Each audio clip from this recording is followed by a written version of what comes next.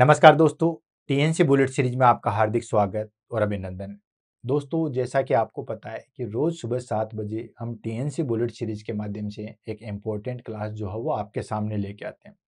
उस क्लास से रिलेटेड जो भी हमारे पास में डाउट होते हैं, उन सबको हम क्लियर करते हैं। साथ के साथ जो है वो चर्चा करते हैं कि इन फ्यूचर में हमारे पास में उस टॉपिक से जो है वो कौन-कौन से क्वेश्चन आ सकते हैं, उनकी भी हम गहनता से जो है वो चर्चा करते हैं।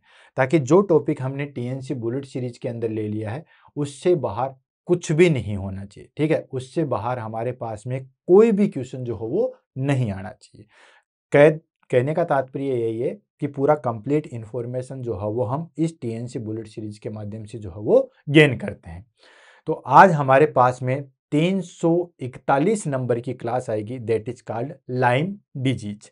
जैसा कि आपको विदित है कि हमने 1 जनवरी 2025 से जो है वो टीएनसी बुलेट सीरीज की क्लासेज की शुरुआत की थी और हमने कहा था कि रोज सुबह 7 बजे फ्री ऑफ कॉस्ट ये क्लास आपके पास में जो है वो पहुंचेगी। फ्री ऑफ कॉस्ट का तात्पर्य ये कतई नहीं था कि हम अपने लेवल से कॉम्प्रोमाइज कर दें या जो हमारे पास में क्वालिटी है उसको हम गिरा दें, नहीं। बहुत सारे बच्चों को ये लगता है कि फ्री ऑफ कॉस्ट है तो क्या ही पढ़ाते होंगे, लेकिन ऐसा कुछ भी नहीं है। हमने शुरुआत से ये चीज की है कि कैसे जैसे करके भी हम इस चीज को लेके आए कि हम इसको जो है वो इस तरीके से लेके जाएं कि जो बच्चे कोचिंग नहीं जा सकते या जो अभी भी पास आउट है तो एक उनको अच्छे से प्लेटफॉर्म जो है वो प्रोवाइड किया जा सके। तो किसी भी प्रकार का कोई फाइनेंशियल बेनिफिट हम यहाँ पे जो है वो नहीं ले रहे हैं। ये सिर्फ और सिर्फ आपके कैरियर को बढ़ाने के लिए जो है वो हमारी तरफ से एक पहल है। और 1 जनवरी 2025 से शुरुआत की थी और अब तक हम इसको लगातार लेके चल रहे हैं बिना मिस किए। एक भी दिन हमने आज तक इस क्लास को जो है वो मिस नहीं किया है। कंटिन्यू हम जो है वो इसको आज तक लेके आ रहे हैं। तो इसमें हमारे पास में अब तक 340 क्लासें हो चुकी है। सिर्फ और सिर्फ 25 क्लासें जो है वो हमारे पास में इस साल की जो है वो बाकी है। बाकी सारी क्लासें जो है वो हो चुकी है, मतलब 340 दिन ऑलरेडी जो है वो 2025 के जा चुके हैं। जिन बच्चों ने बहुत तन्मयता के साथ में ईमानदारी से मेहनत की थी, उन्होंने अपने सपनों को साकार भी कर लिया है। जिन बच्चों का सिलेक्शन नहीं हुआ, उनको मायूस होने की जरूरत नहीं है दोस्तों। आप भी अपने आप को अगर 6 महीने ढंग से अच्छे तरीके से दे दोगे तो आपका भी जो है वो सिलेक्शन हो जाएगा। तो जिन बच्चों का नहीं हुआ है तो उसमें आपको यही पॉजिटिविटी लेके चलना है कि कहीं ना कहीं कोई मिस्टेक है, उसको हमें दूर करना है। उसके लिए हम आपके लिए हमेशा तैयार हैं। आप मेहनत कीजिए, सिलेक्शन 100% होगा, क्योंकि मेहनत कभी भी जो है वो जाया नहीं करती। तो इसी कड़ी में आज हमारे पास में लेते हैं 341 नंबर की class, that is called Lyme disease. अब जो हम टॉपिक लेते हैं उसके हमारे पास में दो रास्ते हैं, ये चीज़ आपको बताइए। एक तो हमारे पास में कि जितने भी कम्पिटिटिव एग्जाम आज तक हुए हैं उसमें कौन कौन से टॉपिक से क्वेश्चन आए हैं, उन सब टॉपिक को हमने एक जगह लिखा है और उसको नाम दिया गया है 200 मोस्ट इंपोर्टेंट टॉपिक। और उस लिस्ट को मैंने इतना जो है वो सिंप्लीफाई कर रखा है कि मैंने उसको जो है वो सब्जेक्ट वाइज भी अलग अलग कर रखा है। ठीक है, तो जिन बच्चों के पास में नहीं है वो टेलीग्राम पे मैसेज कर देंगे तो वो आपको लिस्ट प्रोवाइड हो जाएगी। वैसे तो ऑलमोस्ट सबके पास में वो लिस्ट होगी, नहीं है तो आप कर सकते हो, मैं आपको प्रोवाइड करवा दूंगा। तो एक तो हम टॉपिक सेलेक्ट करते हैं 200 मोस्ट इंपोर्टेंट टॉपिक की लिस्ट से। दूसरा हम सेलेक्ट करते हैं दोस्तों आपकी फरमाइश पे। तो जैसे आज ये डिजीज है, लाइम डिजीज, ये टोटली जो है वो बच्चों की फरमाइश पे ली गई है। बहुत सारे बच्चों ने जो है वो टेलीग्राम पे मैसेज किया, पर्सनली मैसेज किया कि सर लाइम डिजीज पढ़ा दीजिए, बड़ा कन्फ्यूजन होता है या इसके बारे में ज़्यादा मटेरियल हमें जो है वो बुक से नहीं मिला। बड़े बड़े बच्चे जो है मैसेज करते हैं कि सर मैंने बहुत सारी बुक्स को जो है वो खोजा था, देन उसमें ये टॉपिक नहीं मिला है।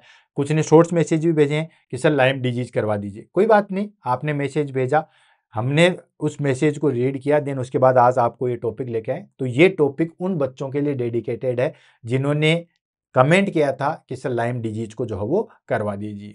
तो चलो पढ़ते हैं और इसको जो है वो फिनिश करते हैं।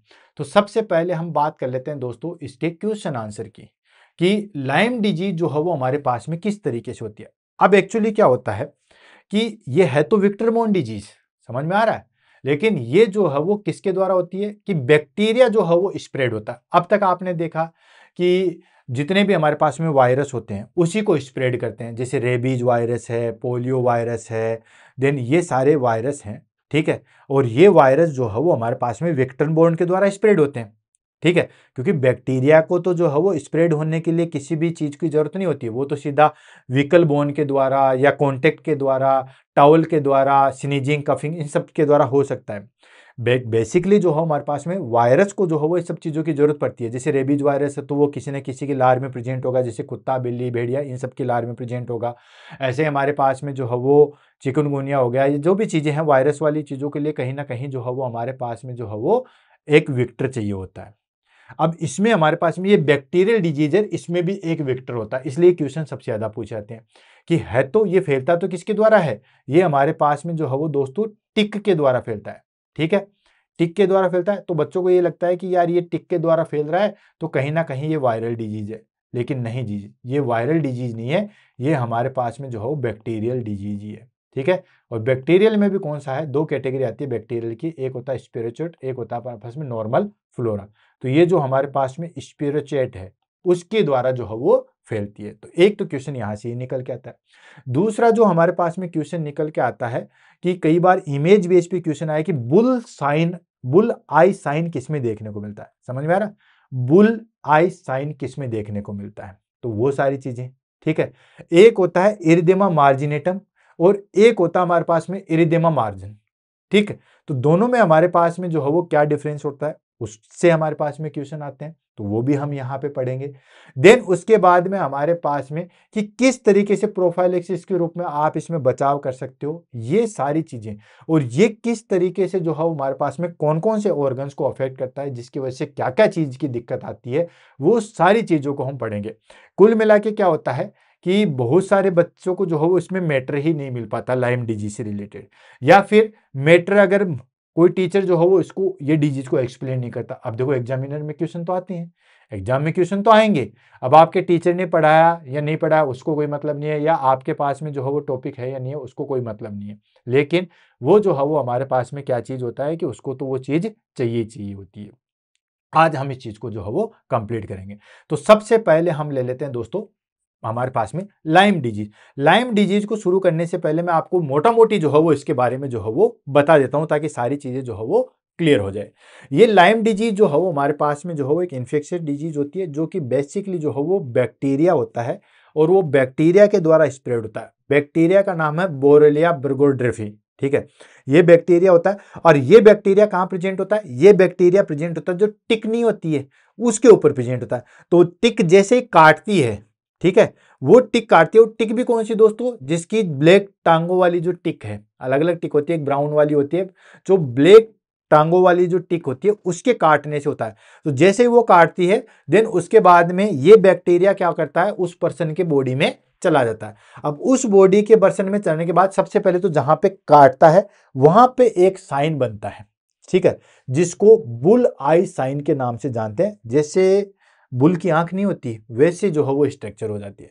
फिर उसके बाद वो ब्लड में आ जाता है, ब्लड में आने के बाद वो सब चीजों को बेसिकली किस किस को, ये जॉइंट्स को अफेक्ट करता है, नर्व को अफेक्ट करता है, हार्ट को अफेक्ट करता है, हार्ट में जो है वो इन्फ्लामेशन कोज करता है। तो इसकी वजह से ये डिजीज जो है वो हमारे पास में डेंजरस होती है। तो समझ में आ गया कि अब आगे वो भी पढ़ेंगे विक्टर बोन का क्या लोचा है, कितना इंक्यूबेशन पीरियड है, क्या चीज होती है, वो सारी चीजें मैं एक्सप्लेन करूंगा। आपको एक मोटा मोटी चीज बता रहा हूं कि ये हमारे पास में जो है वो इन्फेक्शियस डिजीज है, बहुत सारे सिस्टम को जो है वो हमारे पास में अफेक्ट करती है, या बहुत सारे ऑर्गन को जो है वो अफेक्ट करती है। ये जो हमारे पास में टिक होती है, ठीक है, जो इक्सिडीज टिक्स होती है उसके काटने से होती है। उस टिक के काटने से क्या होता है कि जो बैक्टीरिया है वो बैक्टीरिया एक पर्सन से दूसरे पर्सन में जो है वो स्प्रेड हो जाता है।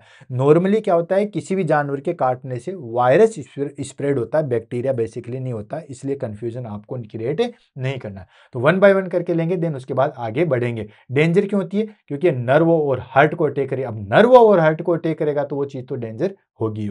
तो वन बाय वन करके लेते हैं। सबसे पहले Lyme disease as infectious multi system illness caused by a spirochete bacteria that is car Borrelia burgdorferi. ठीक है, ये हमारे पास में बैक्टीरिया है। ये बैक्टीरिया का नाम भी कई बार पूछा गया है।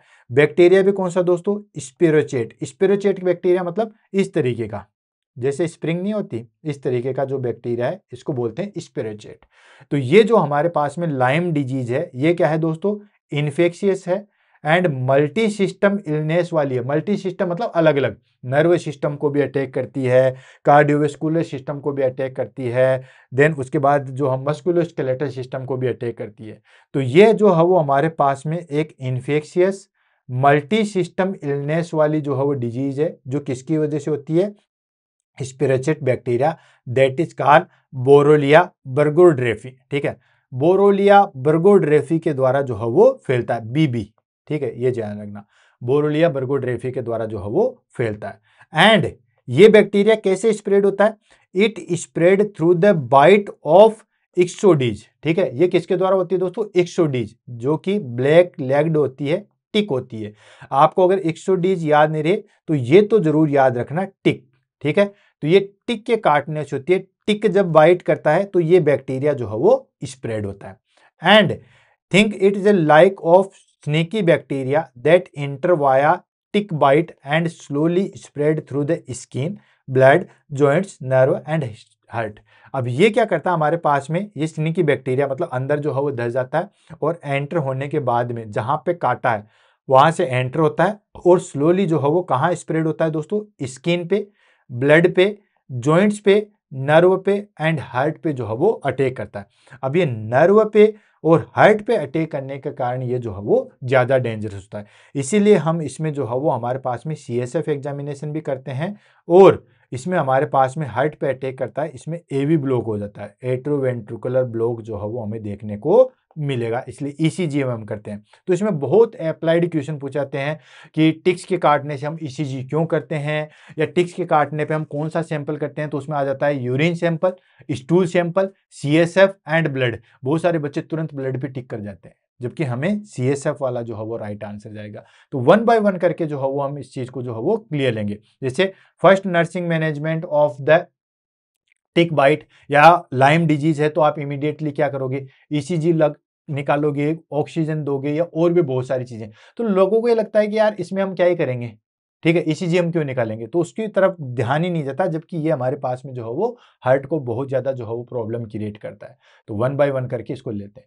सबसे पहले हम बात कर लेते हैं कोजिटिव agent and transmission.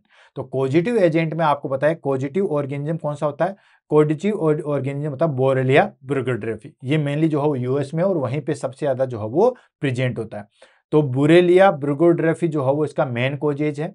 And Borrelia एफिजियाई and Borrelia ग्रेनाई ये यूरोप एंड एशिया में जो है वो देखने को मिलता है। और ये जो हमारे पास में बैक्टीरिया होता है, ठीक है, बोरेलिया बर्गोड्रेफी, ये हमारे पास में स्पिरिचेट होता है। क्या होता है दोस्तों, स्पिरिचेट बैक्टीरिया होता है इस तरीके का, जो कि मैंने आपको शुरू में वहां पे इमेज दर्शा दी है। ठीक है, ये देखो इस तरीके का जो है वो बैक्टीरिया होता है। क्लियर। देन उसके बाद विक्टर। अब देखो दो तरीके से जो है वो ट्रांसमिशन होता है, एक होता है विक्टर बोर्न ट्रांसमिशन और एक होता है व्हीकल बोर्न। ठीक है, तो ये दो तरीके के होते हैं, एक होता है विक्टर बोर्न डिजीज, बहुत बार एग्जाम में पूछा है vector borne disease. Vector borne disease जो है वो कौन सी होती है, एक होती है हमारे पास में व्हीकल बोर्न डिजीज। ठीक है, तो दोनों में जो है वो डिफ्रेंशिएट मैं बता देता हूँ। विक्टर बोर्न का मतलब होता है लाइव, ठीक है, जिंदा कोई चीज होती है, जैसे कोई चीज कुत्ते के काटने से हो रही है, मच्छर के काटने से हो रही है, मक्खी के काटने से हो रही है, टिक के काटने से हो रही है, ये सारे के सारे विक्टर आते हैं। विक्टर का मतलब ही हो गया लाइव, जिंदा वाली जो चीजें हैं वो विक्टर। व्हीकल का मतलब क्या हो गया दोस्तों, व्हीकल का होता है नॉन लिविंग, जैसे टॉवल से फैल रही है, ठीक है, किसी के कपड़े यूज करने से फैल रही है, किसी के फूड से फैल रही है, वो आता है विक्टर बोर्न। तो ये चीज आने लगा, तो ये विक्टर बोर्न होती है। और विक्टर भी कौन सा दोस्तों, टिक। ठीक है, टिक कौन सा होता है, इक्सोडी स्केपुलरिस, ये जो है वो ईस्ट यूएस में होता है। एंड इक्सोडीज पेसिफिकस ये वेस्ट यूएस में होता है। और ये जो हमारे पास में इक्सोडीज है, इसकी सबसे डेंजरस फॉर्म होती है लंप स्टेज। तो देखो nymph stage ticks are most dangerous and thin like a poppy seeds. ठीक है, यानी कि ये जो हमारे पास में नंप स्टेज है वो सबसे ज्यादा डेंजरस होते हैं। अब आप कहोगे कि सर नंप स्टेज क्या है, नंप स्टेज क्या है कि ये जो हमारे पास में ये टिक क्या करती है, एग देती है। ठीक है, एग देती है, एग जो है वो बड़ा होता है, एग जो है वो हमारे पास में बड़ा होता है, इसको बोलते हैं नंप, इसको क्या बोलेंगे, नप। और ये नंप जो है वो फिर नई टिक का निर्माण कर लेता है। क्लियर। तो एक से जो है वो हमारे पास में नंप बनता है, यानी कि अगर इसका हम साइकिल देखेंगे टिक्स का, तो टिक्स जो है वो एक देती है, एक से जो हमारे पास में लार्वा बाहर निकलता है, ठीक है, या हम कहें कि टिक्स की जो छोटी फॉर्म होती है उसको बोलते हैं नंप। तो ये नंप जो है वो नंप स्टेज में ये सबसे ज्यादा जो है वो डेंजरस होता है। ये चीज ध्यान रखना, ये भी एग्जाम में जो है वो पूछा जा सकता है। नंप क्या होता है वो मैंने बताया था, एक और टिक्स, टिक जो है हमारे पास में डेवलप वाली स्टेज है, तो टिक और नप के एक के बीच में जो है उसको बोलते हैं नप। देन उसके बाद आता है हमारे पास में ट्रांसमिशन टाइम।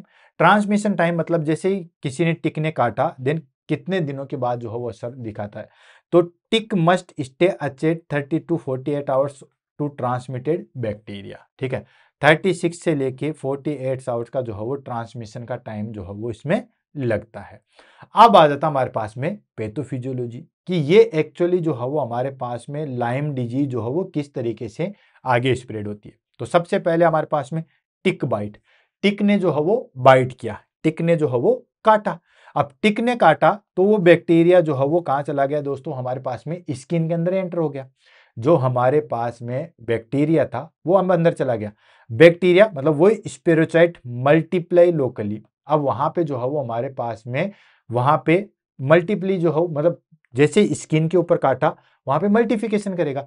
मल्टीफिकेशन करेगा तो इरिदेमा मिग्रेंस, ठीक है, माइग्रेंस, इसमें जो है वो हमारे पास में करेगा। अब ये इरिदेमा माइग्रेंस क्या है, ठीक है, इरिदेमा माइग्रेंस क्या है, तो दोनों में ध्यान रखना। इरिदेमा माइग्रेंस जो है वो हमारे पास में ऐसे बिल्कुल रेड स्पॉट बनता है और चारों तरफ जो है वो थोड़ा सा लाइट स्पॉट बनता है। इसको बोलते हैं इरिदेमा माइग्रेंस। समझ में आ गया। एक होता है हमारे पास में इरिदेमा मार्जिनेटम, तो यही मैं कर देता हूं, इरिदेमा मार्जिनेटम, मार्जिनेटम, ठीक है। इरिजिनेमा मार्जिनेटम जो है वो हमें रूमेटिक हार्ट डिजीज में देखने को मिलता है। ठीक है, इसको भी ईएम से शो करते हैं, इरिदेमा मार्जिनेटम, और इसको भी ईएम से शो करते हैं। ये आता है इरिदेमा माइग्रेंस। इसमें क्या डिफरेंस होता है, इसमें हमारे पास में बिल्कुल अंदर के साइड में बिल्कुल रेड होता है, बाहर के साइड में हल्का लाल होता है, जिसको बोलते हैं इरिदेमा माइग्रेंस। इरिदेमा मार्जिनेटम में क्या होता है कि बिल्कुल हमारे पास में अंदर की साइड में खोखला होता है, ऐसे रेड कलर का स्पॉट होता है, चांद की तरीके का।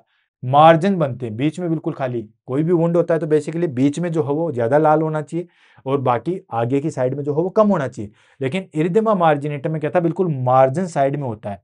इरिदेमा मार्जिनेटम जो है वो हमें रोमेटिक हार्ट डिजीज में देखने को मिलता है, और इरिदेमा माइग्रेंस जो है वो हमारे पास में किस में देखने को मिलता है दोस्तों, लाइम डिजीज में देखने को मिलता है। तो दोनों में मैंने डिफ्रेंशिएट जो है वो बता दिया था।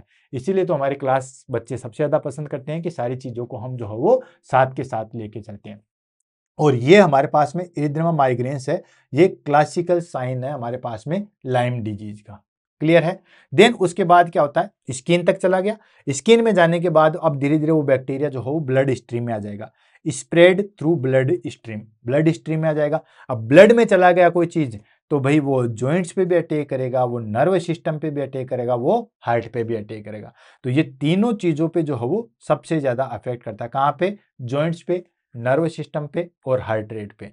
और फिर क्लासिकल कोजेज इन्फ्लामेशन, ठीक है, वहां पे इन्फ्लामेशन करेगा, जॉइंट्स में जाके भी इन्फ्लामेशन करेगा, नर्वस सिस्टम में जाके भी इन्फ्लामेशन करेगा और हार्ट में जाके भी जो है वो इन्फ्लामेशन करेगा। क्रोनिक कॉम्प्लिकेशन इफ अनट्रीटेड, अगर ठीक नहीं किया गया तो फिर आगे क्रोनिक कॉम्प्लिकेशन जो है वो आ सकती है। ब्रेन से रिलेटेड कॉम्प्लिकेशन भी आएगी, हार्ट से रिलेटेड कॉम्प्लिकेशन भी आएगी, जॉइंट से रिलेटेड कॉम्प्लिकेशन भी आएगी। तो ये सिंपली इसकी बिल्कुल पैथोफिजियोलॉजी है कि टिक ने बाइट किया, देन वो बैक्टीरिया अंदर चला गया। बैक्टीरिया अंदर चला गया तो थोड़े दिन यहाँ पे मल्टीफिकेशन करता है, जिसको हम इरिथ्रोमा माइग्रेंस के नाम से जानते हैं। ये क्लासिकल साइन है, इसको बुल आई साइन के नाम से भी जानते हैं। अभी इमेज में मैं आपको दिखा दूंगा, देखो ये रहा, आ ही गया, ठीक है। तो ये हमारे पास में सबसे क्लासिकल साइन है। देन उसके बाद वो धीरे धीरे जो हो ब्लड स्ट्रीम में चला जाएगा। ब्लड स्ट्रीम में जाने के बाद वो सीधा जॉइंट्स पे, नर्वस सिस्टम पे और हार्ट पे अटैक करता है। अगर इसको ठीक नहीं किया तो वहां पे इन्फ्लामेशन कोज करेगा, जॉइंट्स में भी इन्फ्लामेशन कोज करेगा, नर्वस सिस्टम में भी इन्फ्लामेशन कोज करेगा और हार्ट में भी जो है वो इन्फ्लामेशन कोज करेगा। एंड वो जो है वो हमारे पास में आगे आगे कॉम्प्लिकेशन बढ़ती जाएगी। अब बात कर लेते हैं हमारे पास में that is called clinical stage and symptoms. कौन कौन सी तो इसकी स्टेज होती है और क्या क्या सिम्टम्स है। तो इसको 3 स्टेज के अंदर डिवाइड किया गया, स्टेज फर्स्ट, स्टेज सेकंड और स्टेज थर्ड।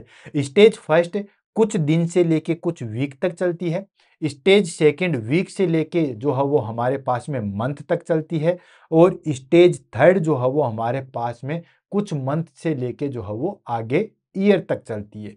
तो ये 3 स्टेज के अंदर 3 स्टेज होती है, तीनों स्टेज को हम ले लेंगे और तीनों स्टेज में कौन-कौन से सिम्पटम्स, क्या-क्या साइन चीजें जो है वो हमें देखने को मिलेगी, इसको भी हम ले लेते हैं। तो सबसे पहली चीज आ गई हमारे पास में स्टेज फर्स्ट। तो ध्यान रखना, हम जो लाइम डिजीज पढ़ रहे हैं उसकी 3 स्टेज है, first stage, second stage, third stage. First stage हमारे पास में कुछ दिनों से लेके कुछ वीक तक चलती है, मतलब कुछ डेज से लेके कुछ वीक तक। सेकेंड स्टेज जो है वो हमारे पास में कुछ वीक से लेके मंथ तक चलती है और थर्ड स्टेज हमारे पास में कुछ मंथ से लेके ईयर तक चलती है। अब इनके बीच में इनका क्या क्या तो नाम है स्टेज का और क्या क्या सिम्टम्स हमें देखने को मिलते हैं उसको हम ले लेते हैं। तो सबसे पहले आ जाता है हमारे पास में that is called early localise infection. Early localise infection मतलब जैसे ही जो है वो हमारे पास में टिक ने बाइट किया, बाइट करने के बाद क्या क्या चीजें, तो सबसे पहली चीज आ जाएगी इरिथेमा माइग्रेन्स। ठीक है, इरिथेमा माइग्रेन्स जो कि एक क्लासिकल साइन है वो हमें देखने को मिलेगा। अब ये इरिथेमा मार्जिनम एक ही साइन देखने को मिलेगा, क्या चीज, सिर्फ और सिर्फ एक ही साइन देखने को मिलता है हमें फर्स्ट स्टेज में, that is called erythema migraines. ठीक है, ये हमारे पास में इरिथेमा माइग्रेन रेसेज, इसको हम किस नाम से जानते हैं, इसको बुल आई रेस के नाम से जानते हैं। बुल आई कैसे, जैसे आपने बुल के आई देखी होगी इस तरीके से, ये देखो हल्का बाहर जो है वो छोटा छोटा रेड स्पॉट है और अंदर की साइड में एक डार्क रेड स्पॉट है, बिल्कुल जैसे बुल की आंखें होती है वैसा जो है वो हमें चीजें देखने को मिलेगी। तो ये हो गए बुल आई रेसेज। देन उसके बाद में एक्सपेंडिंग रेड सर्कुलर लीजन। ठीक है, वही हमारे पास में इसी के बारे में डिस्कस हो रहा है कि बिल्कुल रेड सर्कल रीजन होता है, अंदर बहुत ज्यादा डार्क होता है, ये नॉन इची होता है एंड वार्म होता है। ठीक है, इसमें खुजली वगैरह नहीं चलती है। ठीक है, कोई खुजली वगैरह नहीं चलती है, बट ये गर्म रहता है। ठीक है, तो इन्फेक्शन है, ऑफ कोर्स इन्फेक्शन है तो गर्म रहेगा, एंड नॉन इचिंग, किसी भी प्रकार की कोई इचिंग नहीं होती। देखने से लगता है कि बहुत इचिंग करता होगा बट इसमें इचिंग नहीं होती है। And it's occur in 70 to 80% of the patient. जिसमें भी टिक बाइट करता है उसमें लगभग 70 से 80% लोगों में ये साइन देखने को मिलेगा। कौन सा, एरिथेमा माइग्रेन्स। ध्यान रखना, एग्जाम में बहुत बार पूछा गया है EM, erythema migrans. Erythema migrans erythema marginata से किस तरीके से डिफरेंशिएट है वो मैंने आपको बता दिया। ये चीज आपको फर्स्ट स्टेज में जो है वो देखने को मिलेगी। नेक्स्ट आता है हमारे पास में दैट इज, और कौन कौन सी सिम्टम्स हमें देखने को मिलेंगे, सॉरी ये चीज रहेगी, और कौन कौन सी सिम्टम्स, तो फीवर देखने को मिलेगा, ऑफ कोर्स बैक्टीरियल इन्फेक्शन है तो फीवर तो हो गया होगा, हेडेक देखने को मिलेगा, फटीग देखने को मिलेगा, मसल्स एक देखने को मिलेगा और सोर थ्रोट जो है वो हमें देखने को मिलेगा। तो एक तो हमारे पास में इरिथेमा माइग्रेन्स वो दिखने को मिलेगा और बाकी फ्लू लाइक सिम्टम्स हमें देखने को मिलेंगे। नेक्स्ट आता हमारे पास में स्टेज सेकंड। इसमें क्या होगा, इसमें हमारे पास में धीरे धीरे वो आगे की साइड में स्प्रेड हो जाएगा, मतलब वो अब ब्लड स्ट्रीम में चला गया, ये तो चलो यहाँ पे स्किन पे था, अब वो ब्लड स्ट्रीम में चला गया। अब ब्लड स्ट्रीम में चला गया तो आपको पता ही वो कहाँ कहाँ के जाके अटैक करेगा, वो हमारे पास में, ठीक है, वो हमारे पास में नर्व पे अटैक करेगा, देन जॉइंट्स पे अटैक करेगा और हार्ट पे अटैक करेगा। ठीक है, तो अर्ली डाइसेमिनेटेड इन्फेक्शन, ठीक है, अर्ली डाइसेमिनेटेड इन्फेक्शन ये हमारे पास में दोस्तों कुछ वीक से लेके कुछ मंथ तक चलता है। इसमें क्या होगा, the bacteria now move around the body. अब बैक्टीरिया ब्लड स्ट्रीम में आ गया है तो पूरी बॉडी में जो है वो चक्कर काटेगा। अब वो कहाँ कहाँ क्या क्या करेगा, न्यूरोलॉजिकल में क्या करेगा, देन बोन के अंदर हमारे पास में क्या करेगा, मतलब जॉइंट्स के अंदर क्या करेगा और कार्डियक के अंदर क्या करेगा, उसको हम लेंगे। देन उसके बाद थर्ड स्टेज पे जाएंगे। तो न्यूरोलॉजिकली में हमारे पास में वो बेल्स पाल्सी करवाता है। ठीक है, बेल्स पाल्सी क्या कराता है कि जो हमारे पास में फेशियल नर्व है, ठीक है, क्रेनियल नर्व है, 7 नंबर की जो नर्व है, ठीक है, 7th नंबर की जो क्रेनियल नर्व है, आपको पता है क्रेनियल नर्व भी जो है वो मैंने पढ़ा रखी है। क्रेनियल नर्व जो 7 नंबर की जो नर्व है, क्रेनियल नर्व है, वो हमारे पास में होती है फेशियल नर्व है, जिसको हम जो है वो डैमेज हो जाती है या फेशियल नर्व जो है वो डैमेज होती है, पाल्सी हो जाती है, जिसको बोलते हैं बेल्स पाल्सी। बेल्स पाल्सी में हमें जो है वो क्या देखने को मिलता है, एक चीज ध्यान रखना, 2 साइन सिम्टम सबसे ज्यादा इंपॉर्टेंट है। हालांकि बेल्स पाल्सी जो है वो मैंने ऑलरेडी बुलेट सीरीज के अंदर करवा रखी है। एक तो हमारे पास में मसल जो है वो ट्विस्टिंग होती है, मुंह जो है वो एक साइड में इस तरीके से जो है वो टेढ़ा हो जाएगा। एक ये हमारे पास में जो ड्रॉप है, ठीक है, आईलाइट्स है, वो जो है वो डिक्रीज हो जाएगी, या जिसको बोलते हैं टोइसिस। ठीक है, टोइसिस जो है वो हो जाएगा। टोइसिस में क्या है कि हमारे पास में जो आईलेट्स है उसके ऊपर हमारे पास में कंट्रोल नहीं होगा, आंखें ऐसे रहेगी ऐसे, ठीक, और मुंह इस तरीके से, तो ये होता है बेल्स पाल्सी। जो फेशियल नर्व की डैमेज होती है, 7 नंबर की क्रेनियल नर्व होती है। बेल्स पाल्सी में भी मैंने बताया था कि जो हमारे पास में लाइम डिजीज है उसकी वजह से होता है। देन उसके बाद में मेनिंजाइटिस, ऑफ कोर्स नर्व पे चला गया ना, तो मेनिंजाइटिस कोज कराता है। देन उसके बाद रेडिकुलोपैथी, ठीक है। रेडिकुलोपैथी में हमारे पास में क्या होता है कि जो हमारे पास में रेडिकुलोपैथी मतलब जो नर्व है उसका कंप्रेशन हो जाता है, यानी कि उसकी जो नर्व जैसे पिंच हो जाती है। मैंने अभी कुछ दिनों पहले जो है वो दैट इज कॉल्ड सर्जी वो स्पाइनल डिस्क मैंने करवाई थी, नाम याद। स्पाइनल डिस्क में मैंने रेडिकुलोपैथी के बारे में बताया था। इसमें हमारे पास में नर्व जैसे पिंच हो जाती है या कंप्रेस हो जाती है, उस तरीके से जो है हमारे पास में सिम्टम्स आते हैं, तो वो सारी चीजें देखने को मिलती है। और लास्ट आ गया हमारे पास में पेरिफेरल न्यूरोपैथी जो है वो देखने को मिलती है। ये सारे के सारे सिम्टम्स हमें देखने को मिलेंगे न्यूरोलॉजिकली, क्योंकि हमने ऑलरेडी बताया था कि ये टिक्स, अब बैक्टीरिया जो है वो कहाँ चला गया दोस्तों, ब्लड स्ट्रीम में चला गया। ब्लड स्ट्रीम में ये नर्वस सिस्टम पे अटैक करता है, जॉइंट्स पे अटैक करता है और हार्ट पे अटैक करेगा। तो न्यूरोलॉजिकली में हमारे पास में ये चीजें कर दिया, फेशियल नर्व पाल्सी करवा दिया, मेनिंजाइटिस करवा दिया, inflammation of the brain meninges, already बहुत अच्छे तरीके से मैंने मेनिंजाइटिस की क्लास ले रखी है। रेडिकुलोपैथी, जो कि मैंने आपको बता दिया कि नर्व जैसे पिंच हो जाती है वो स्ट्रक्चर हो जाती है, वो मैंने स्पाइनल डिस्क में करवा रखी है। और पेरिफेरल न्यूरोपैथी, पेरिफेरल का मतलब एक होता है सेंट्रल, सेंट्रल मतलब ब्रेन और स्पाइनल कोड, वो तो हो गया सेंट्रल। और आगे की जो हमारे पास में नर्व डैमेज होते हैं उसको बोलते हैं न्यूरोपैथी, ठीक है। तो पेरिफेरल न्यूरोपैथी जैसे हाथ पैरों में सुन वगैरह नमनेस आना, वो आती है पेरिफेरल न्यूरोपैथी। अब आते हैं हमारे पास में कार्डियक में हमें क्या क्या देखने को मिल जाएगा। तो कार्डियक में हमारे पास में देखने को मिलेगा लाइम कार्डियटाइटिस। कार्डियटाइटिस क्या होता है दोस्तों, कार्डियटाइटिस क्या होता है, इन्फ्लामेशन ऑफ द हार्ट, ठीक है। Inflammation, inflammation of heart, heart के अंदर हमारे पास में इन्फ्लामेशन हो जाता है, इसको हम कहते हैं दोस्तों कार्डियटाइटिस। और ये हमारे पास में जो है वो लाइम की वजह से होगा, उसको लाइम कार्डियटाइटिस कहते हैं। देन उसके बाद एट्रियोवेंट्रिकुलर ब्लॉक, यानी कि फर्स्ट ऑफ कंप्लीट ब्लॉक। तो एट्रियोवेंट्रिकुलर ब्लॉक हो जाता है, जो कि मैंने आपको शुरू में जब क्लास शुरू की थी तब बताया था कि कार्डियक में ये बेसिकली हमारे पास में एट्रियोवेंट्रिकुलर ब्लॉक करवाता है। And myocarditis, inflammation in the myocardial layer. And pericarditis, inflammation in the pericardial layer. तो कार्डियक सिस्टम में हमारे पास में ये सारी चीजें कोज करवाता है। देन स्किन, स्किन में मल्टीपल इरिदिमा माइग्रेन्स जो है वो रेशेज करता है, जगह जगह जो है वो ऐसे इरिदिमा माइग्रेन्स जो है वो रेशेज कराएंगे। आई के अंदर हमारे पास में यूवेटाइटिस एंड कंजेक्टिवाइटिस जो है वो कोज करवाता है। स्केलेटल में भी करवाएगा, टेंशन मत लो, जॉइंट्स में भी करवाएगा। वो करवाता है हमारे पास में स्टेज थर्ड के अंदर। स्टेज थर्ड के अंदर, जिसको हम लेट एंड क्रोनिक लाइम के नाम से जानते हैं, ये कुछ मंथ से लेके कुछ ईयर तक जो है वो चलती है। तो ये मस्कुलोस्केलेटल में क्या करवाता है, माइग्रेटरी आर्थराइटिस। एक होता है आर्थराइटिस। आर्थराइटिस क्या होता है दोस्तों, इन्फ्लामेशन ऑफ जॉइंट्स, ठीक है। जॉइंट्स के अंदर इंफ्लामेशन होता है, that is called arthritis. Migratory arthritis क्या होता है, मूव करने वाला, ठीक है, यानी कि मूवेबल। मूवेबल का मतलब हो गया जैसे यहां पे इन्फ्लामेशन करवा दिया, यहां पे इन्फ्लामेशन, देन यहां पे वो इन्फ्लामेशन हुआ, देन यहां पे, मतलब सभी जॉइंटों में जो है वो इन्फ्लामेशन। एक तो होता है नॉन माइग्रेटरी, नॉन माइग्रेटरी मतलब जैसे घुटनों के अंदर इन्फ्लामेशन हुआ तो वो घुटनों के अंदर ही रह जाता है, घुटनों के अंदर ही जो है वो रह जाएगा, आगे मूव नहीं करेगा। लेकिन माइग्रेटरी क्या होगा, अभी घुटनों के अंदर, देन यहां एल्बो के अंदर, वो आगे मूव करेगा, ठीक। एंड स्पेशली जो है वो नी जॉइंट्स पे सबसे ज्यादा अटैक करते हैं। माइग्रेटरी आर्थराइटिस समझ में आ गया। फिर स्पेशली नी जॉइंट्स पे जो है वो अटैक करते हैं, जिसमें साइनोवाइटिस विथ स्वेलिंग, मतलब inflammation of the synovial joints and swelling जो है वो आती है। न्यूरोलॉजिकली में क्या करता है, न्यूरोलॉजी में उसके बाद और ज्यादा कॉम्प्लिकेशन आएगी। तो एनसेफेलोपैथी, एनसेफेलोपैथी क्या होती है दोस्तों, एनसेफेलो होती है डैमेज ऑफ ब्रेन पेरिकाइमल सेल्स। जो हमारे पास में ब्रेन पेरिकाइमल सेल्स होती है, ठीक है, वो डैमेज होती है, उसको हम बोलते हैं दोस्तों दैट इज का एनसेफेलोपैथी। देन उसके बाद नेक्स्ट आता है हमारे पास में कॉग्निटिव इश्यू, जैसे ब्रेन फोग। ब्रेन फोग मतलब क्लाउडीनेस ऑफ कॉन्शियसनेस, उसको बोलते हैं cognitive issue, cloudiness of consciousness. आदमी जो आधा बेहोश सा होता है उसको बोलते हैं क्लाउडीनेस ऑफ कॉन्शियस। देन उसके बाद लास्ट आ जाता है पोलीन्यूरोपैथी। पोलीन्यूरोपैथी, पोली का मतलब होगा बहुत सारी और न्यूरोपैथी का मतलब कि नर्व डैमेज।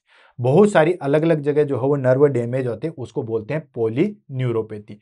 ये हमारे पास में स्टेज थर्ड के अंदर देखने को मिलेगी। तो तीनों स्टेज मैंने आपको बता दी, ठीक है। स्टेज फर्स्ट जिसमें हमारे पास में सिर्फ स्किन के इन्फेक्शन देखने को मिलते हैं बेसिकली, और उसको अर्ली लोकेलाइज स्टेज के नाम से जानते हैं। ये कुछ दिन से लेके कुछ वीक तक होती है, जिसमें इरिथेमा माइग्रेन सबसे ज़्यादा मेन होता है, बुल आई रेस के नाम से जानते हैं। नॉन इची वार्म होता है, 70 to 80% लोगों में देखने को मिलता है। उसके साथ साथ फ्लू लाइक सिम्टम्स भी देखने को मिलते हैं, जिसमें फीवर, हेडेक, फटिग, मसल एक एंड शॉर्ट थ्रोट देखने को मिलता है। नेक्स्ट आ गया स्टेज सेकेंड, जो कि अर्ली डिसमिनेटेड इन्फेक्शन होता है, कुछ वीक से लेके कुछ मंथ तक चलता है, जो कि न्यूरोलॉजिकली, कार्डियक, स्किन इन सब में चलता है। न्यूरोलॉजिकल में जो है वो फेशियल नर्व पाल्सी, जिसको बेल्स पाल्सी कहते हैं, वो करवाता है। Meningitis, radiculopathy and peripheral neuropathy cause करवाता है। कार्डियक में हमारे पास में Lyme carditis, atrioventricular block, myocarditis and pericarditis जो है वो कोज करवाता है। स्किन के अंदर मल्टीपल इरिथेमा माइग्रेन्स जो है वो रेसिस करवाता है, और आई के अंदर यूआइटिस एंड कंजक्टिवाइटिस जो है वो कोज करता है। नेक्स्ट आ गया हमारे पास में स्टेज थर्ड। स्टेज थर्ड की बात करें, जिसको लेट एंड क्रोनिक लाइम के नाम से जानते हैं, ये कुछ मंथ से लेके कुछ ईयर तक चलती है। ये मस्कुलो स्केलेटल सिस्टम में माइग्रेटरी आर्थराइटिस कोज करवाता है, और ये बेसिकली नी जॉइंट को अफेक्ट करते हैं और साइनोवियल जॉइंट में स्वेलिंग कोज करते हैं। न्यूरोलॉजिकली ये बेसिकली जो है वो एनसेफेलोपैथी एंड उसके बाद कॉन्शियसनेस को जो है वो डिस्टर्ब करते हैं, और पोलीन्यूरोपैथी जो है वो कोज करते हैं। अब बात आती है हमारे पास में डायग्नोसिस। कैसे जो है वो पता लगाओगे कि इस पर्सन को जो है वो हमारे पास में लाइम डिजीज है? तो डायग्नोसिस का इसका बहुत अच्छा है। सबसे पहले हम क्लिनिकल साइंस देखेंगे। क्लिनिकल साइन में हम क्या देखते हैं दोस्तों? इरिथ्रेमा माइग्रेन्स रेशेज देखेंगे, यानी कि वही हमारे पास में बुल आई रेशेज जो है वो देखेंगे। अगर जगह जगह जो है वो हमारे पास में इरिथ्रेमा माइग्रेन्स के रेशेज हैं, ठीक है, एंड टिक एक्सपोजर हुआ है, ठीक है, जहां जहां पे भी स्किन का है, तो वो सारी चीजें हैं, वो सारी चीजें हम देखेंगे। मतलब बिना किसी लेब के हम जो है वो सिर्फ फिजिकल एग्जामिनेशन के द्वारा देखेंगे। इसमें हम सिर्फ और सिर्फ जो है वो फिजिकल एग्जामिनेशन के द्वारा जो हम देख रहे हैं, उसमें हमने क्या देखा? फिजिकल एग्जामिनेशन में हम ऑब्जर्वेशन किया। ऑब्जर्वेशन में हमारे पास में इरिथेमा माइग्रेन्स रेशेज दिखे, और टिक्स एक्सपोजर। टिक एक्सपोजर मतलब टिक है या नहीं है। अगर हम फाइंड आउट करेंगे तो कहीं पे भी एरिया पे हमें टिक मिली है या नहीं है, या टिक के बाइट के निशान है या नहीं है, वो सारी चीज देखेंगे। तो ये हो गया हमारे पास में क्लासिकल साइन। उसके बाद में हम करते हैं दोस्तों लेब टेस्ट। अब देखो टिक का बाइट हो गया, मान के चलते इरिथ्रेमा माइग्रेन्स जो है हमारे पास में कोई भी किसी भी तरीके का जो है वो हमारे पास में साइन नहीं है, तो उसके बाद में हम क्या करते हैं दोस्तों? लेब टेस्ट करते हैं। Lab test two method, two step के द्वारा किया जाता है। सबसे पहले हम क्या करते हैं? स्टेप फर्स्ट में एलाइजा टेस्ट करते हैं, ठीक है। एलाइजा क्या होती है? एलाइजा की फुल फॉर्म बहुत बार पूछी गई है, तो ये होती है दोस्तों enzyme enzyme linked immunosorbent enzyme linked immunosorbent assay, ठीक है। ये हो गया हमारा एंजाइम लिंक्ड इम्यूनोसोर्बेंट एसे। तो एलाइजा करते हैं, ध्यान रखना एलाइजा की फुल फॉर्म। तो सबसे पहले हम क्या करते हैं? एलाइजा करते हैं। एलाइजा टेस्ट में हम क्या करते हैं कि एंटीबॉडीज देखते हैं। अब देखो वो हमारे पास में बैक्टीरियल इन्फेक्शन हुआ, अब बैक्टीरियल इन्फेक्शन हुआ तो ऑब्वियसली हमें आईजीएम और आईजीजी एंटीबॉडी जो है वो देखने को मिलेगी। अगर हमारे पास में एलाइजा अगर पॉजिटिव आता है, तो ही हम आगे जो है वो वेस्टर्न ब्लॉट ऐसे पे जाएंगे, वो कंफर्मेटिव टेस्ट होता है। लेकिन अगर ध्यान रखना एलाइजा नेगेटिव आ जाता है ना, तो फिर हम कभी भी वेस्टर्न ब्लॉट ऐसे नहीं करते हैं। ये सबसे ज्यादा जो है वो ध्यान में रखने वाली चीज है कि हमने सबसे पहले तो क्लिनिकल स्टेज देखी। क्लिनिकल स्टेज में हम नॉर्मली फिजिकल एग्जामिनेशन में देख लिए कि कहीं पे टिक का एक्सपोजर तो नहीं है, कहीं टिक है तो नहीं है। देन इरिथ्रेमा माइग्रेन्स जो है वो है या नहीं है, वो सारी चीज देखेंगे। लेब टेस्ट देखेंगे। लेब टेस्ट में हमारे पास में जो है वो टू स्टेप मेथड देखते हैं, जिसमें हमारे पास में स्टेप फर्स्ट में क्या होता है? एलाइजा करते हैं, एंजाइम लिंक्ड इम्यूनोसोर्बेंट ऐसे। इसके अंदर हम क्या देखते हैं दोस्तों? इसके अंदर हम आईजीजी और आईजीएम एंटीबॉडी जो है वो देखते हैं। वो अगर हमें मिली तो फिर हमें ये लगता है कि हाँ लगभग जो है वो हमारे पास में क्या है दोस्तों? लाइम का इन्फेक्शन है, या लाइम डिजीज जो है वो हुई है, ठीक है। मिली तब तो अब अभी भी हम ये नहीं कह सकते कि इसको कन्फर्मेटरी जो है वो लाइम डिजीज है। हमें एक आधार मिल जाएगा कि हाँ हो सकता है। फिर हम स्टेप सेकंड करते हैं। स्टेप सेकंड में हम करते हैं वेस्टर्न ब्लॉट ऐसे। वेस्टर्न ब्लॉट ऐसे जो है वो कन्फर्मेटिव होता है। वेस्टर्न ब्लॉट ऐसे और भी एक डिजीज में करते हैं। किस में करते हैं? ये करते हैं HIV के में। ये भी एग्जाम में क्वेश्चन बहुत बार क्या है, HIV या एड्स में जो है वो कन्फर्मेटिव टेस्ट होता है वेस्टर्न ब्लॉट। ठीक है, वेस्टर्न ब्लॉट कब करेंगे? जब एलाइजा हम कर लेंगे, एलाइजा अगर पॉजिटिव आता है तो ही हम वेस्टर्न ब्लॉट पे जाएंगे। मैं क्या कहना चाह रहा हूं उसको समझिए कि हमने पहले क्लिनिकल साइन कर लिए। क्लिनिकल साइन तो एक रफली साइन है जिसमें हमने कर लिए। अब उसके बाद में मान लो कहीं टिक्स का एक्सपोजर हुआ या इरिथेमा माइग्रेन्स देखने को मिले, फिर हम लैब टेस्ट पे जाएंगे कंफर्म करने के लिए। लैब टेस्ट में हम सबसे पहले एलाइजा करते हैं। एलाइजा में हम करेंगे तो अगर हमें IgM और IgG एंटीबॉडी मिलेगी तो हम सेकेंड स्टेज पे जाएंगे, that is called western blot ऐसे करेंगे। ठीक है, और उसके बाद ही कंफर्म। सिर्फ और सिर्फ एलाइजा से हम कंफर्म नहीं करेंगे कि इस पर्सन को या इस पर्टिकुलर पर्सन को जो है वो लाइम डिजीज है। हमारे पास में आया तो हमारे पास में एक शक, एक सबूत आ गया तो हम वेस्टर्न ब्लॉट ऐसे करेंगे। लेकिन हाँ, अगर हमारे पास में IgM IgG जो है वो पॉजिटिव नहीं आया तो फिर हम वेस्टर्न ब्लॉट पे नहीं जाएंगे, मतलब वो तो शुरुआत ही खत्म होगी। तो ये चीज जो है मैं कहना चाहूंगा। तो वेस्टर्न ब्लॉट एक कंफर्मेटिव टेस्ट होता है। ये कब करते हैं? जब एलाइजा जो है पॉजिटिव आता है तो ही हम करते हैं, अदरवाइज नहीं करते हैं। बाकी और कौन कौन से टेस्ट हम कर लेते हैं जो कि हमें जानकारी के लिए चाहिए? तो दोस्तों CSF करते हैं, एनालिसिस फॉर न्यूरोलाइम। ऑफ कोर्स क्योंकि मेनिंजाइटिस कोच करवा रहा है तो इसके लिए हम जो है वो क्या करते हैं दोस्तों? CSF करते हैं, सेरेब्रो स्पाइनल फ्लूइड जो है वो टेस्ट करते हैं। भाई जो भी न्यूरोलॉजिकल एबनॉर्मलिटी है वो तो हमें CSF के द्वारा ही तो पता चलती है, सेरेब्रो स्पाइनल फ्लूइड के द्वारा ही तो पता चलती है, तो हम CSF जो है वो करते हैं। Next important that is called ECG करते हैं। अगर हमारे पास में कोई भी पर्सन ऐसा लगता है कि सस्पेक्टेड जो है वो लाइम कार्डिटाइटिस का है, मतलब हार्ट के अंदर इन्फ्लामेशन हो रहा है, लेकिन वो किसकी वजह से हो रहा है दोस्तों? लाइम की वजह से हो रहा है, तो ECG करते हैं। ECG में ही हमें पता चलेगा ना कि एट्रियोवेंट्रिकुलर ब्लॉक है या नहीं है, वो सारी चीजें, मायोकार्डिटाइटिस पेरिकार्डिटाइटिस है या वो नहीं है। देन उसके बाद में पॉलीमर चेन रिएक्शन, ठीक है, वो करते हैं, हालांकि बहुत कम यूज में रहता है। ये आ गया हमारे पास में पॉलीमर चेन रिएक्शन। ठीक है, ये हम करते हैं कि कोई भी लॉन्ग टर्म इन्फेक्शन है या नहीं है उसको चेक करने के लिए, तो पॉलीमर चेन रिएक्शन जो है वो करते हैं। आजकल ये बहुत कम यूज में लेते हैं। बाकी CSF और ECG खूब करते हैं। क्यों करते हैं? ये एग्जाम में बहुत अप्लाइड क्वेश्चन पूछा गया है, इसलिए ध्यान रखना। नेक्स्ट आ जाता है हमारे पास में ट्रीटमेंट।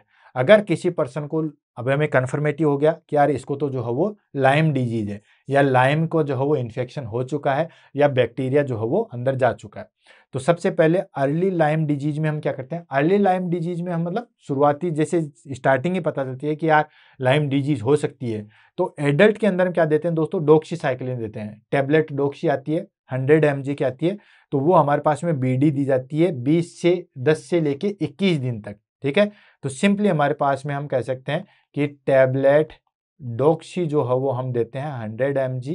ठीक है, और कितने दिन के लिए दोस्तों? BD दिया जाता है, सुबह शाम दिया जाता है, 10 से लेके 21 दिन तक के बीच में, 14 दिन दे सकते हैं। बेसिकली इफेक्टिव हमारे पास में जो है वो 14 डेज होता है उसमें। देन उसके बाद में चिल्ड्रंस या प्रेग्नेंट लेडी की अगर हम बात करें तो उसमें हम एमोक्सिसिलिन या सिफ्रोटॉक्सिम जो है वो देते हैं। क्लियर?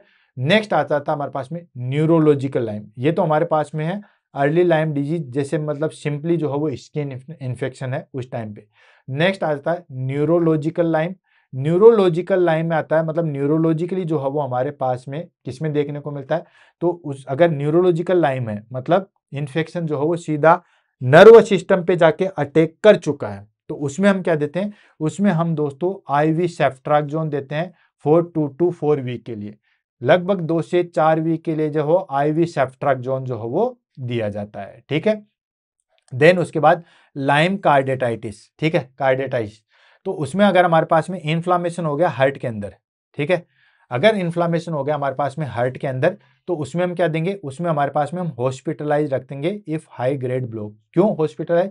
क्योंकि कभी भी जो है वो हमारे पास में जो है वो AV ब्लॉक हो सकता है, एट्रियोवेंट्रिकुलर ब्लॉक जो है वो हो सकता है। इसलिए अगर क्लाइंट जो है वो कार्डियाटाइटिस, वो भी कौन सा दोस्तों, लाइम कार्डियाटाइटिस से अगर सस्पेक्टेड कर रहा है तो हम उसको हॉस्पिटल कर देते हैं, क्योंकि कभी भी वो एवी ब्लॉक के अंदर जा सकता है।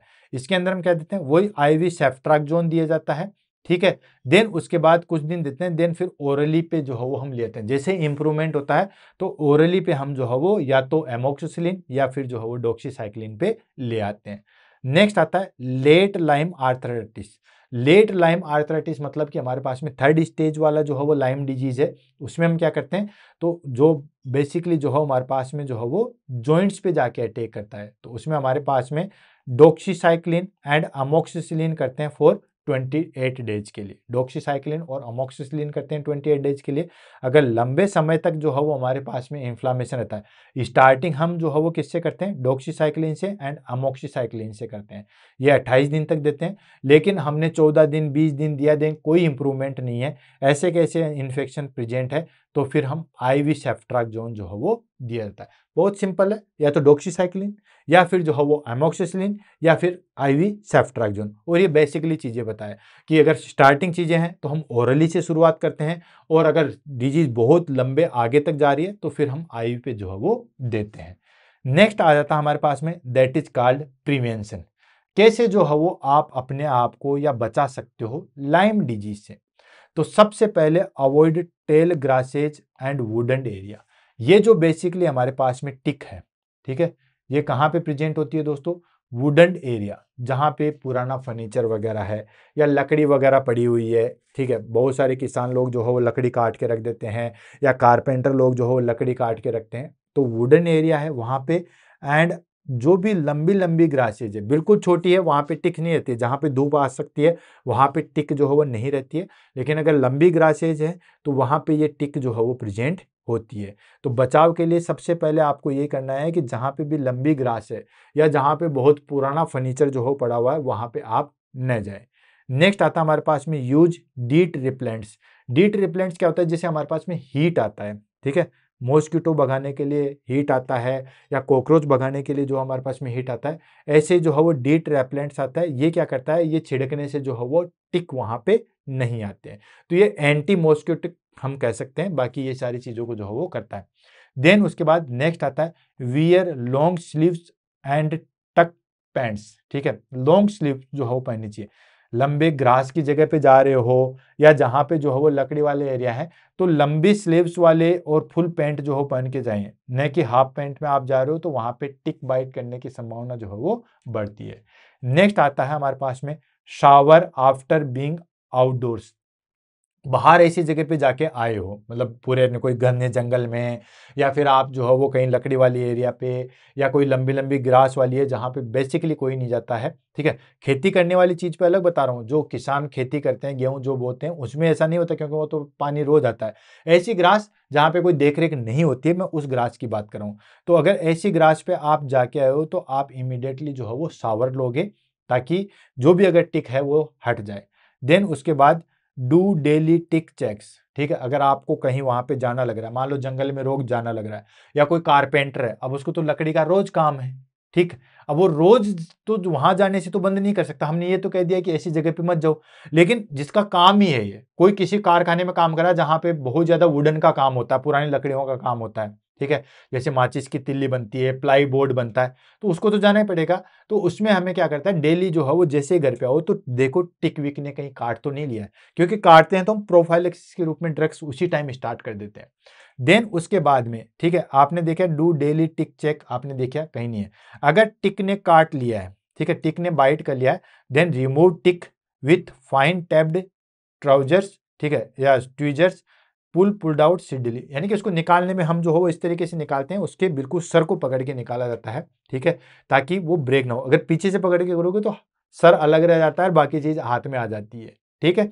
तो जैसे इस टिक्स को यहाँ पकड़ना है, जैसे मैं आपको बता दूं, ये जो हमारे पास में टिक है, तो अगर आप इसको पकड़ोगे तो एटलीस्ट यहाँ से पकड़ोगे, ठीक है, ताकि यहाँ से पकड़ोगे ताकि ये पूरी चीज जो हो बाहर आ जाए। अगर यहीं से पकड़ के करोगे तो यहाँ से अलग हो सकती है, तो इस तरीके से जो है उसको रिमूव करना है। तो आपने देख लिया, शावर ले लिया, और आपको देखने के बाद पता चला कि हाँ यार टिक ने तो बाइट कर लिया है, अब उसके बाद क्या करोगे, ठीक है। तो आपको रिमूव, अगर टिक आपको दिख रही है तो आप उसको जो है वो रिमूव करोगे। देन उसके बाद में एंटीबायोटिक प्रोफाइलैक्सिस के रूप में स्टार्ट कर दोगे। टिक ने बाइट कर लिया तो इमीडिएटली आप जो है वो क्या करोगे दोस्तों, एंटीबायोटिक स्टार्ट कर दोगे प्रोफाइलैक्टिक के रूप में। उसमें हम क्या करते हैं, single dose of doxycycline 200 mg जो है वो स्टार्ट करते हैं। सिंपली हमने क्या किया है, 200 mg जो है वो डॉक्सीसाइक्लिन जो है वो शुरू कर देते हैं। ठीक, अगर टिक अटैच्ड है, ठीक है, मोर देन 36 आवर्स में, या रिमूव कर दिया आपने टिक्स में 72 आवर्स में, अगर ये दोनों कंडीशन है तो प्रोफाइलिक के रूप में हम क्या करते हैं दोस्तों, डॉक्सीसाइक्लिन जो है वो 200 mg जो है वो सिंगल डोज हम ले लेते हैं। कैसे, दो कंडीशन कौन सी, अगर टिक अटैच है, 36 आवर्स से भी ज्यादा टिक अटैच है, या आपने रिमूव कर दिया है 72 घंटे के अंदर अंदर जो है वो आपको ले लेना है। तो ये दोनों कंडीशन है, उसमें हम डॉक्सीसाइक्लिन जो है वो 200 mg स्टेट ले लेते हैं, देन छोड़ देते हैं, कुछ भी नहीं होने वाला, डोंट वरी। अब उसके बाद आता हमारे पास में that is called nursing consideration. Nursing consideration मतलब नर्सिंग की जो है वो क्या क्या रिस्पॉन्सिबिलिटी बन जाती है, उसको हम ले लेते हैं। तो सबसे पहले assess for oedema, migraines races and tick exposure. सबसे पहले नर्सिंग की रिस्पॉन्सिबिलिटी बनती है कि जो भी हमारे पास में, ठीक है, इर्दिमा, माइग्रेन्स रेसेज है या टिक का एक्सपोजर हुआ है या नहीं है, वो सारी चीज असेस करेंगे। Next, monitor cardiac condition, AV block, जो कि मोस्ट इंपॉर्टेंट है, हम एवी ब्लॉक को जो है वो मॉनिटर करेंगे। एट्रियोवेंट्रिकुलर ब्लॉक तो नहीं है, उस कार्डियक कंडीशन को देखेंगे। नेक्स्ट आता हमारे पास में that is called watch for facial drop and meningitis sign. देखो, watch for facial drop, facial drop का मतलब बेल्स पाल्सी तो नहीं है, ठीक है, बेल्स पाल्सी तो नहीं है, उसको जो है वो हम चेक करेंगे। एंड मेनिंजाइटिस का कोई भी साइन है, मेनिंजाइटिस के साइन आपको बताइए कि नेक में जो हो स्टिफनेस आती है, जिसको हम कर्निंग साइन एंड ब्रूजिंग साइन, ठीक है, कर्निंग साइन एंड ब्रूजिंग साइन जो है वो हम देखेंगे। देन उसके बाद educate on full course of antibiotic. Client को जो है वो अगर ऐसा एक्सपोजर है, देन ऐसा अगर लगता है कि लाइम डिजीज है, तो फुल कोर्स लेने की जरूरत है। शुरुआत अपने इंडिया में क्या होता है दोस्तों कि 2-5 दिन की दवाई लिखते हैं, 3 दिन में अगर थोड़ा सा भी ठीक लगा तो फिर कहते हैं कि क्या डॉक्टर तो पागल है, अपने पैसे बनाने के लिए कर रहा है, इसलिए इतने दिन की दवाई दी है, मैं तो बिल्कुल ठीक हूं। तो ये भी लंबी चलती है, कोई जो है वो 28 डे चलती है, कोई जो है वो 21 डे चलती है। तो शुरू में उसको लगता है कि मैं बिल्कुल ठीक हूं, तो वो कोर्स छोड़ देता है। तो उसको उसके बारे में, उसकी इंपॉर्टेंस के बारे में जो बताओगे कि आपको फुल कोर्स जो है वो कंप्लीट करना पड़ेगा, तभी ये बैक्टीरिया जो है वो किल हो सकता है। नेक्स्ट, टीच टिक रिमूवल टेक्निक। कैसे टिक को जो है वो हम रिमूव करते हैं, वो टेक्निक बताओगे, जो कि मैंने आपको बताई है। सिंपली आपको ये रखना है कि उसको पीछे से पकड़ के आपको नहीं हटाना है। पीछे से पकड़ के हटाओगे, हेड वहीं का वहीं अटैच रहेगा, क्योंकि हेड पूरा अंदर घुस जाता है, ठीक है। और गर्दन से, नेक से जो है वो हेड बहुत इजीली अटैच, डिटेच भी जल्दी हो जाता है, जल्दी से हट जाता है। तो सीधा सर के पास से पकड़ के जो है वो उसको रिमूव करोगे। तो टिक को कैसे रिमूव करना है उसके बारे में आप बताओगे। अब देखो, टिक है नहीं है, वरना मैं आपको रिमूव करके भी बता देता कि बिल्कुल आपको ये ध्यान रखना है। सिंपली अगर हम बात करें तो बिल्कुल यहां से पकड़ के जो है उसको रिमूव करना है। And manage pain, fever, joint swelling, इन सबको जो है वो हमें मैनेज करना है। ये तो देखो नर्सिंग की जो है वो रिस्पॉन्सिबिलिटी होती है कि जो भी पेन है उसको मैनेज करोगे, देन फीवर है उसको मैनेज करोगे, जो भी जॉइंट स्वेलिंग है वो मैनेज करोगे, जो भी कॉम्प्लिकेशन है वो सारे मैनेज करोगे। फटाफट एग्जाम की दृष्टि से कौन कौन से इससे क्वेश्चन आते हैं इसको हम ले लेते हैं, और इस टॉपिक को जो हम यहीं पे फिनिश करते हैं। तो क्विक इंपॉर्टेंट पॉइंट्स के बारे में हम डिस्कस कर लेते हैं, देन उसके बाद आगे बढ़ते हैं। तो सबसे पहली चीज, it is vector borne disease caused by Borrelia burgdorferi, ठीक है। ये जो है वो हमारे पास में विक्टर बोर्न है। अब विक्टर बोर्न और विकल बोर्न मैंने दोनों बता दिए थे। विक्टर का मतलब होता है लाइव जो चीज होती है, ठीक है, जिंदा, कुत्ता बिल्ली ये सब चीजें लाइव है, तो ये विक्टर बोर्न है हमारे पास में। और कोज्ड किसके द्वारा होता है, बोरेलिया ब्रिगेड्रोफी, ठीक है, जो कि एक बैक्टीरिया होता है। बेसिकली हमारे पास में जो भी विक्टर बोर्न डिजीज आती है ना, वो हमारे पास में वायरल आती है, लेकिन ये एक्सेप्शन है। और एग्जाम में सबसे ज्यादा तो एक्सेप्शन ही पूछा जाता है। सबको पता है कि सभी आर्टरी के अंदर जो है हमारे पास में ऑक्सीजनेटेड ब्लड होता है, एक में नहीं होता, उसी को पूछ लेते हैं, ठीक। तो एक्सेप्शन सबसे ज्यादा पूछा जाता है। तो ये बेसिकली जो हो बैक्टीरिया है। और बैक्टीरिया में भी अगर आपसे पूछे तो ये कौन सा दोस्तों, स्पिरोचेट, ठीक है, स्पिरोचेट बैक्टीरिया जो है वो होता है। देन उसके बाद नेक्स्ट आता है bull eye rashes is classical sign, ठीक है। बुल आई रेसेज जो है वो इसका क्लासिकल साइन है, जिसको हम इरिदेमा माइग्रेन्स के नाम से भी जो है वो जानते हैं। क्या बोला इसको?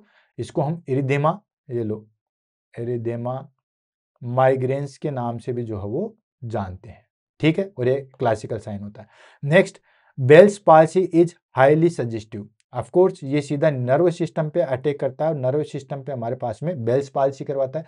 बेल्स पाल्सी में क्या होता है हमारे पास में, जो सेवंथ क्रेनियल नर्व है, क्या है, सेवंथ क्रेनियल नर्व है, that is called facial nerve है। ठीक है, वो डैमेज हो जाती है, जिसकी वजह से हमें क्या होता है दोस्तों, बेल्स पाल्सी देखने को मिलती है। ठीक है, देन उसके बाद नेक्स्ट आता है कि ये कार्डिक सिस्टम पे भी अटैक करता है, जहां पे क्या करते हैं दोस्तों, एट्रियोवेंट्रिकुलर ब्लॉक करता है, हॉल मार्क ऑफ लाइम कार्डिटाइटिस। तो इसके लिए हम जो है वो तुरंत उसको हॉस्पिटलाइजेशन भी रखते हैं, अगर किसी को ऐसा लगता है तो हॉस्पिटल में भी रखते हैं, प्लस ईसीजी भी जो है उसकी कंटिन्यू की जाती है। देन उसके बाद डायग्नोसिस के रूप में हम क्या करते हैं दोस्तों, एक तो फिजिकल एग्जामिनेशन के लिए करते हैं, फिजिकल एग्जामिनेशन के बाद में हम जो है वो एलाइजा करते हैं, एंजाइम लिंक्ड इम्यूनोसॉर्बेंट ऐसे, एंजाइम लिंक्ड इम्यूनोसॉर्बेंट ऐसे करते हैं।